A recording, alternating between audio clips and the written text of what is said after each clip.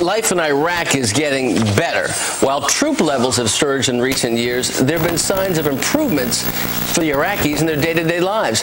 So is this a sign that President Bush's war policies are actually paying off now? Pete Hegseth is a common guest on our show and a great one. He's the chairman and executive director of Vets for Freedom. He served as a platoon leader over in Baghdad during his Iraq's nationwide elections in 2005 and beyond. Pete, you've been back as a journalist as well. Can you see the numbers here that have come out throughout Iraq?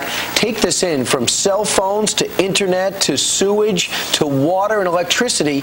They are surging. How has this happened? Absolutely. We're seeing the quality of life indicators that should follow security improvements. So the surge lowered the level of violence in Iraq, and with that, Iraqis have taken control of their own country and started to provide basic services. As you said, there's twice as much access to clean drinking water and to sewage than Iraqis had before the war. Electricity is at 14 hours a day. It was at 4 when I was there. 17.4 million Iraqis are using cell phones today. Only 80,000 were using them before the war, and most of them Saddam confidants. So it's quality of life, basic things that we take for granted. Iraqis are now experiencing. Their kids are going to school. Shops are opening up.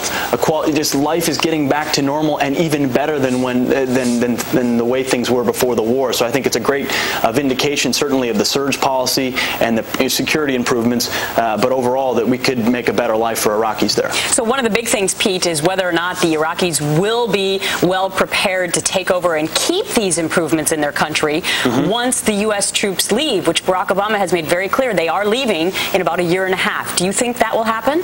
That they'll be able to keep this growth? Well, I sure hope so. I hope President Obama has shown signs that he's going to continue to listen to commanders should things on the ground deteriorate. So while he has talked about 19 months, I hope that has some flexibility to it. The Iraqi security forces have continued to improve, take over more parts of the country. We've stepped back, and just last month was the lowest number of casualties for Iraqi civilians and security forces. So it looks like they're stepping it up and they're becoming much more capable, which is a great sign. That's how we remove ourselves. Yeah, we had no problem reporting when there were problems. We should not have the same problem now that there aren't. Pete, thanks so much to you and everybody else that's making that thing work. Pete Hegseth, thanks. Brian, Gretchen, Pete, thanks. President Obama assured